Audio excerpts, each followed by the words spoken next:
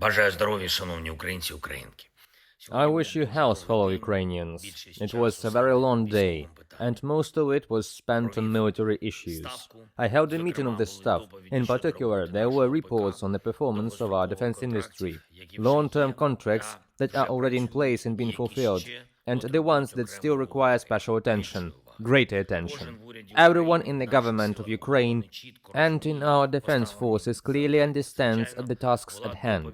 Of course, there was a report by the Commander-in-Chief on the situation at the front. There was also a separate military report today after the staff's meeting. The Chief of the Defense Intelligence of Ukraine has just delivered a report.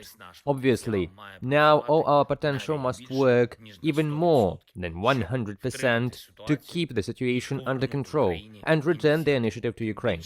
Especially since now we finally have a positive shift in terms of American assistance, and are working to ensure that the Ukrainian potential is backed up with exactly the kind of weapons that our warriors need.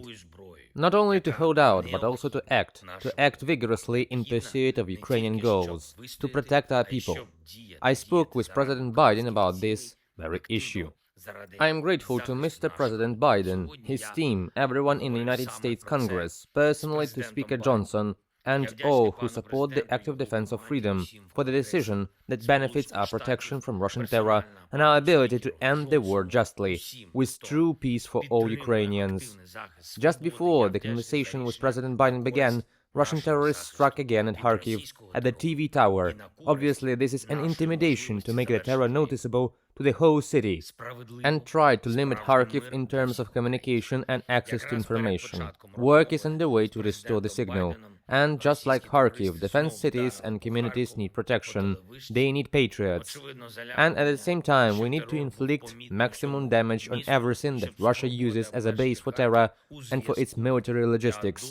I'm grateful to everyone in the world who is willing to help us in this regard, and we are working with our American partners to increase our capabilities. The four priorities are key: protection of the sky, modern artillery, long-range capability, and ensuring that the American support packages arrive as quickly as possible. And today's result is that in the agreements on ATACMS for Ukraine. All the details have been finalized. Thank you, Mr. President. Thank you, Congress. Thank you, America. It is also very important that our teams from Ukraine and the United States have started working on a bilateral security agreement.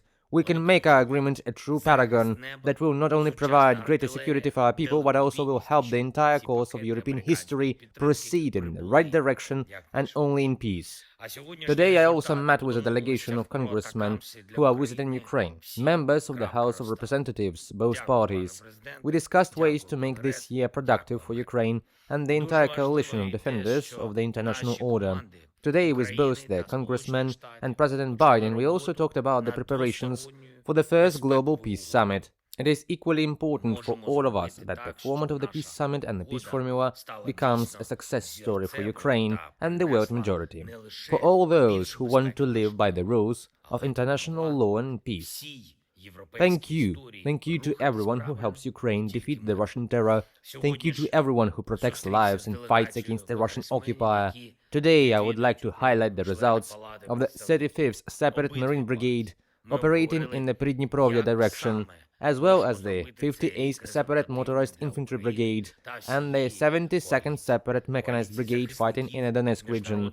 Thank you, warriors. Thank you to everyone who stands with Ukraine. Glory to Ukraine.